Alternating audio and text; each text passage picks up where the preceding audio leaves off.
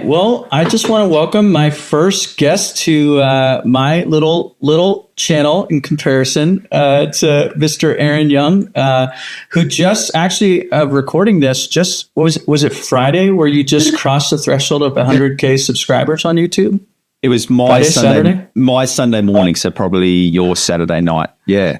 Yeah. So that was like yesterday, or it just within like 48 hours, you just crossed a massive milestone. So congratulations on that. But if you wouldn't mind just introducing yourself and a little bit of your experience to our audience here. Yeah, my name's Aaron Young. I started my first Google Ads campaign, which was actually for our first business, which we still own, which is a villa resort in Bali, and that was back in 2010.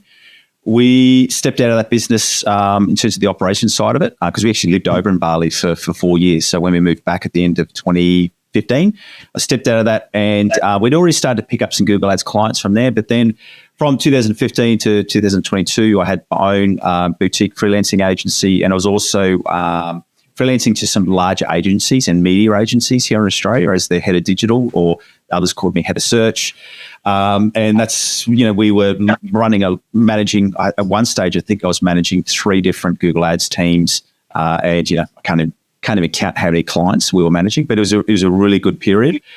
And then at the end of 2021, I saw a big need in the market, and that was all about providing, simple and easy to apply Google Ads strategies. And that's when we started Define Digital Academy and started a YouTube channel. And as they say, the rest is kind of history. And that's really been my focus. I still manage. I think last year, we were personally managing over 100 million in Google Ads spend. And that's just because although my focus is on coaching and teaching Google Ads, if you're not currently managing campaigns, you become irrelevant very, very quickly. And fundamentally, I just actually really love the platform of Google Ads. So, yeah. I don't know if you've heard that phrase, "Those who can't do teach," but I don't think that's your situation at all.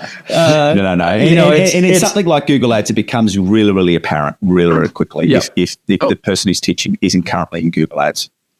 Absolutely. I mean, I say all that to say it's absolutely evident that you're in the interface most days and whatnot. So you absolutely know what you're doing. And I've watched your channel, and I think something you do better than probably almost anyone out there that I am aware of is actually taking fairly complex Google Ads, kind of thinking and bringing that down, simplifying that so that anyone can understand. And so I actually highly recommend anyone watching this, listening to this, to go on over to Aaron's channel and subscribe, learn everything that you possibly can, because it's absolutely great content. I've probably watched, I can't say that I've watched every single one of your videos, but probably 80%. Thanks, man. So, look, I really appreciate it. Probably attribute it to the fact that I'm raising up 3 teenage daughters at the moment. I've learned to really have clear messages in what to do and what not to do, and it's probably helped my YouTube channel with being able to deliver a strong message. Yeah, and that's fantastic. So thank you so much for giving so much to the community. Also, you're my first guest on this channel, and so thank you so much for being a part of this. And it was just awesome to have you reach out, and I'm excited to talk about your bottom-up funnel strategy and just kind of how to basically scale. And we're going to talk a little bit about when you're running into issues, what those 2 issues are and how to basically overcome them. Aaron's had 15 years of experience, more than me. And so, you're going to want to tune into this. So I'm actually going to share my screen. But I think Aaron and we were talking a little bit before recording the 2 kind of foundational problems that people face when they're trying to scale. And so would you mind just talking about that? Yeah. I mean, if anyone who's sort of known seen any of my sort of content, that one of the things that I am against is I never run out with this is the fix-all strategy. And that really comes to what my focus is with Google Ads is if you can understand the core concepts of Google Ads, not only what the data is telling you, but also how the campaigns work, you can then put together your own strategy. So that's why my teaching is very much in and around teaching people how the mechanics of Google Ads. And that comes from, I think I mentioned to you earlier that I started Google Ads running my own business. And for me, success with Google Ads can only be achieved when you understand Google Ads and you understand the business. That's why I focus on understanding the Google Ads platform. And where this has come from, the bottom-up funnel, it's more of a framework of letting people know this is how you can grow Google Ads, and then you can work out the final little strategy points for you, your business, or for your client's business. But it comes down to, and I'm sure Arda, you would have seen exactly the same situation. Whenever anyone reaches out, and any problem that I've ever seen with people asking about Google Ads, it comes down to two core fundamental problems. They either can't convert or they can't scale their business. And it's really those two things. And that's what this is all about. Yeah. And that's absolutely correct. Like, most people are looking for advanced strategies, and, you're going to have to check out the video that, we talked about on Aaron's channel. So make sure you go over there, subscribe, and get to know that content. But ultimately, like, most people are chasing advanced strategies when there's foundational and fundamental issues within the Google Ads account that need to get fixed before you can start to kind of achieve these different types of advanced strategies. But ultimately, it's all about the business. It's all about achieving the business goals. And I think, we can kind of get like in our heads of like, oh, we need to do something absolutely amazing. And it's like, for the plumber on the corner of that street and this street, like, how about you just deliver more leads to them? And you can do that by doing a lot of the basics. They don't care about what you're doing within Google Ads. He just wants his phone to ring. That's all he wants. And that exactly. Is the true step. The true first step is really understanding what the business wants.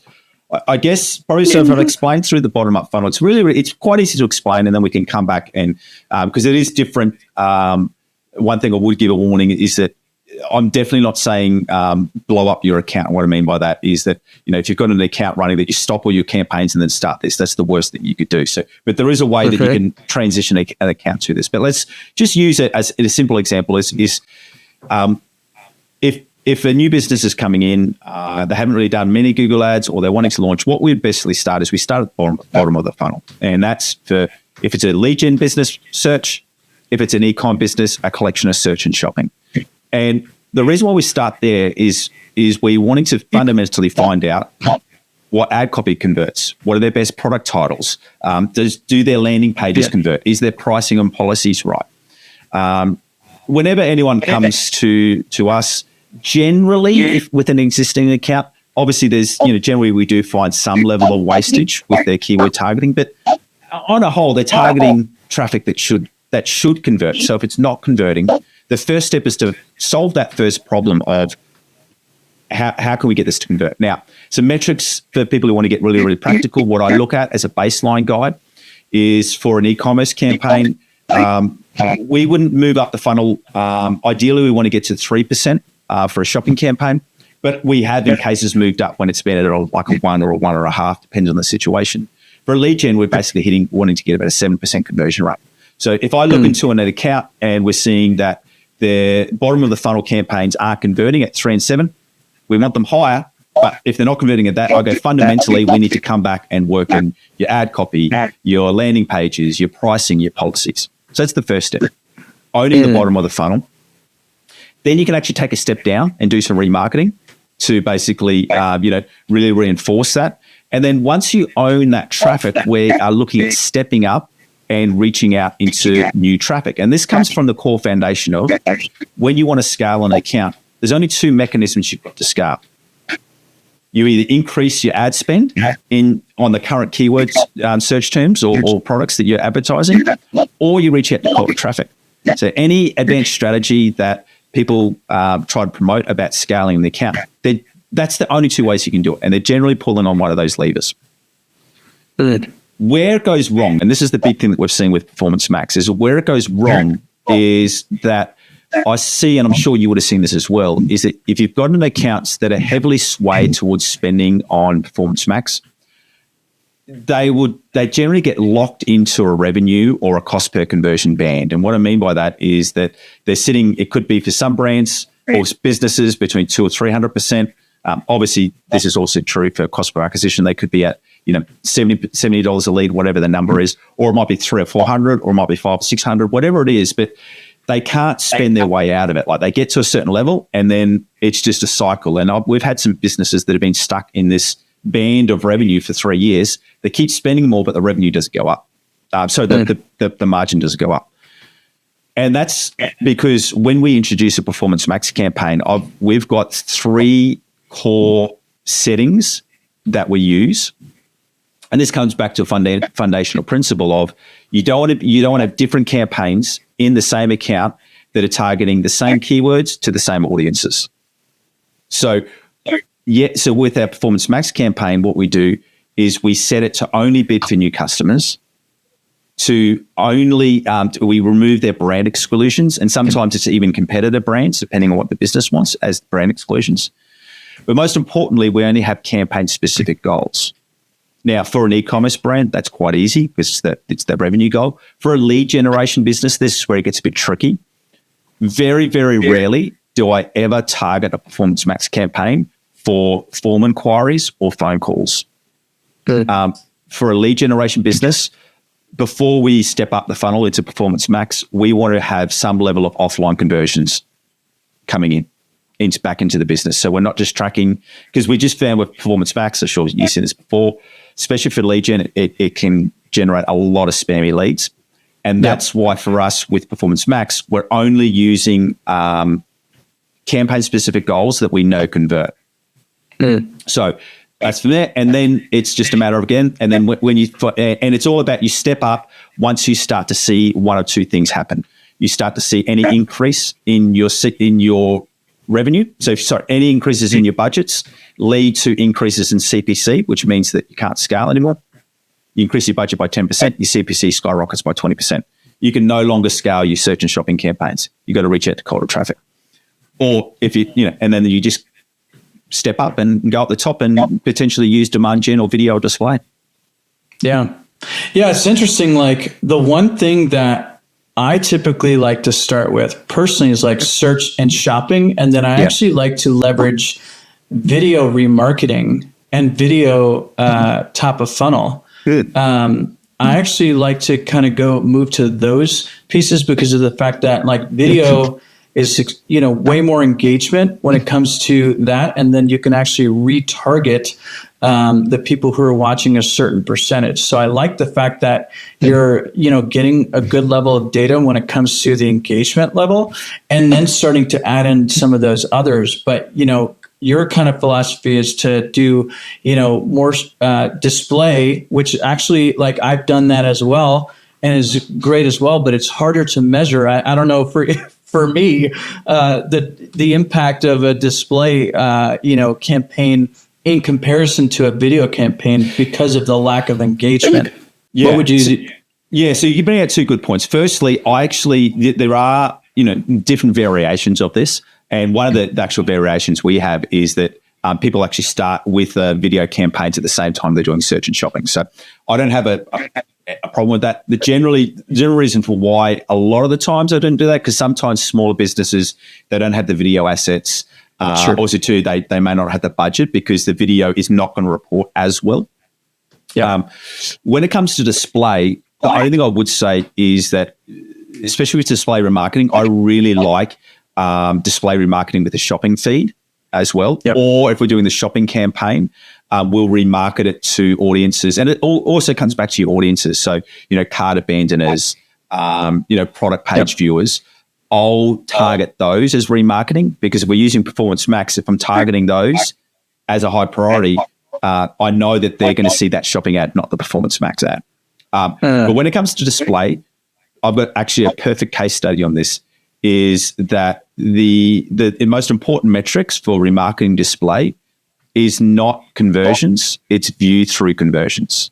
Because you have to think about with the display, now what that metric records on is that they may see your ad 5 or 6 times, but if they never click on your display ad and then they do a search ad, the display campaign doesn't get attributed with that conversion, but it does get attributed with the view through conversion.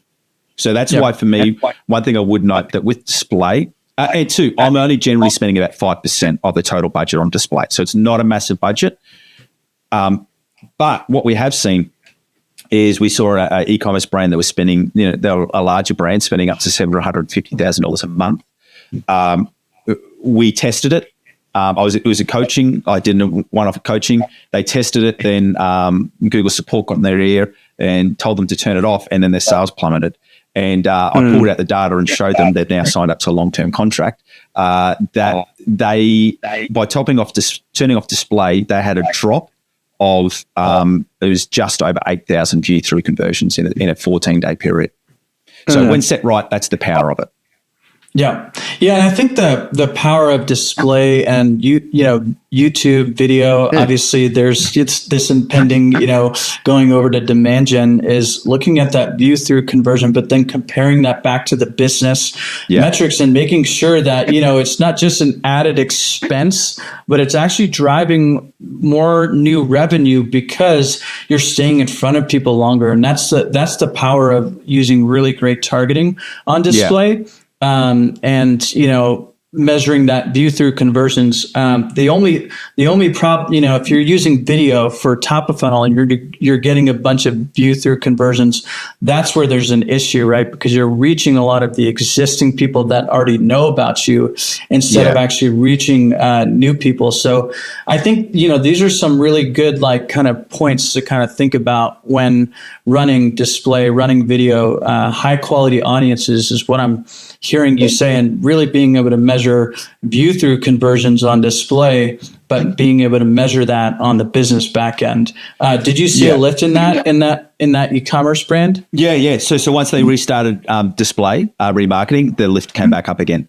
And the one thing too with video is as well, especially if you're dealing with a brand that doesn't have a high buyer intent, you may need to start with video because if there's an education level. So the other thing that is not represented on the screen as well is that at each of these levels of funnel, your messaging's got to be different. And that's one thing that I think is very weak among a lot of Google Ads professionals is they'll use the same messaging for each different type of campaign. And what you really want to be thinking about is, your bottom of the funnel, you're very much just wanting to remove the barriers. So you're giving them an offer or how to sign up. It's just removing the barriers, and they've searched, they want to buy. In middle of the funnel, you may need some education, you may need a little offer to get them there. The top of the funnel, you're not really heavy on sales. You might be more on education and more about the benefits of your product, the benefits of your services. The only other thing that I do let people know about video on obviously with Google, which is YouTube, is just keep in mind that the audience on YouTube is 70% male. There or abouts. Now, that doesn't mean that you can't promote, female leading products on YouTube. It's just to be aware that you're talking to a 70% audience. There's great opportunities there, but that's also one thing just to keep in mind. Yeah, I think there's also the power of just, targeting within YouTube campaigns, being able to specify if it's a female only product, being able to just exclude males. Now, obviously there's the female, male, and then unknown, which who knows what that's going to be. But I think, again, this is, Google's best guess at who the audience is. And I think that's where, the power of, getting the targeting right, but also the creative right when it comes to just, getting that. And then also being able to watch how many, what's the percentage of people viewing through these videos, 25%, 50%, 75%. If you have a low percent there, then you have a problem either in the targeting or the creative. So. Yeah, another thing that I would also say too is that not only the messaging has to change when you go up to the different levels, but the actual conversion action might change. So let me give you an example for a video campaign that we ran. It was actually for a female e-commerce brand, and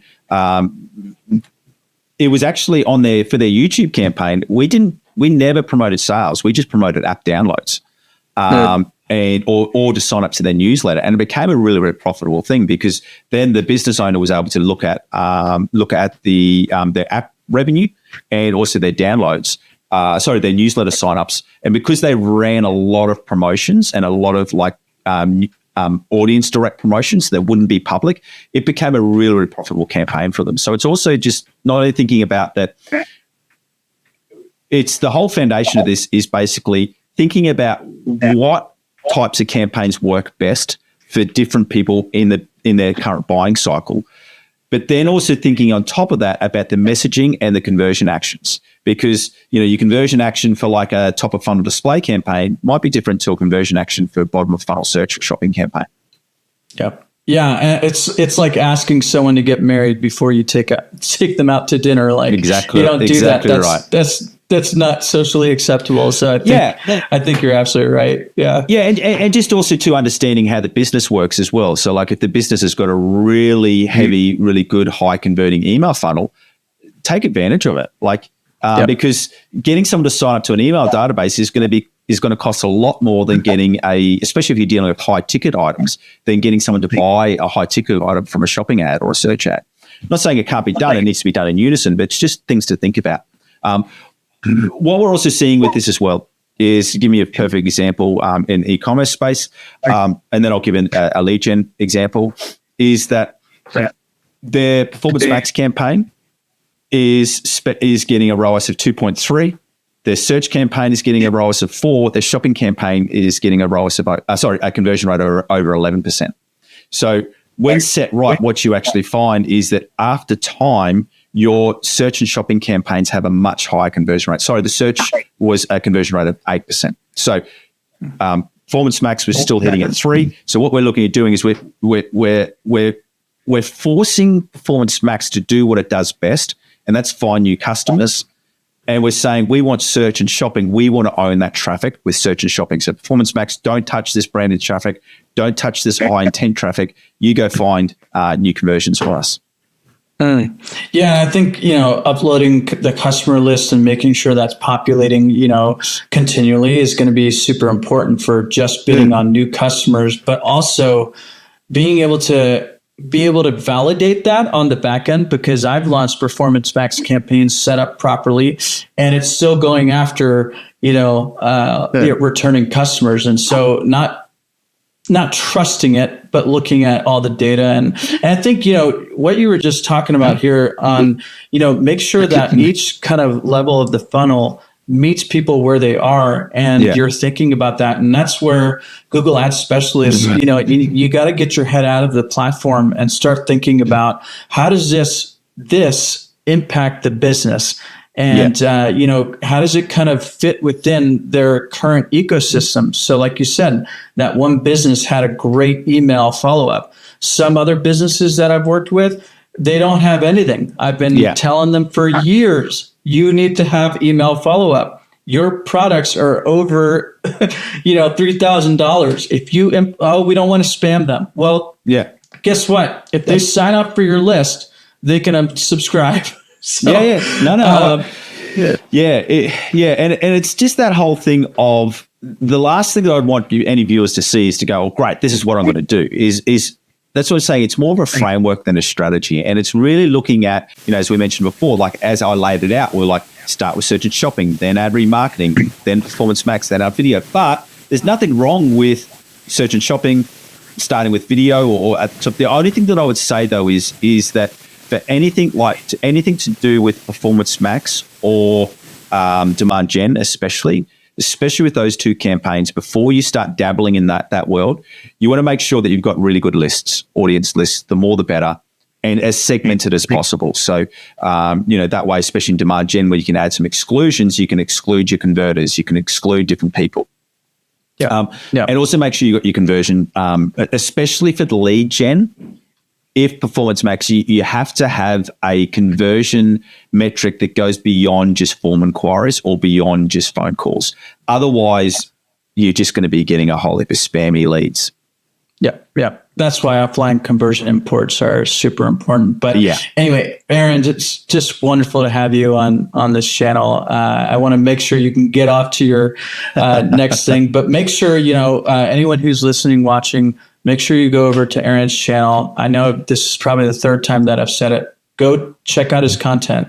And if you can learn and understand the fundamentals of each one of these things that Aaron's talking about and be able to start to put them together, you're going to become unstoppable. Aaron and I were talking a little bit before this about, are you worried about your job? And it's like, no, as long as you understand how Google Ads works, how it can really impact business revenue, there's always going to be people who are needed because businesses are struggling right now, and they need people who can be able to bring Google Ads into the business kind of place and be able to say, this is how, and this is what you should be doing when it comes to, Google Ads or Meta Ads or LinkedIn Ads and whatnot. But it's been an absolute pleasure. Obviously, people can find you on your channel, and you've got a Defined Digital Academy. You want to talk a little bit about that?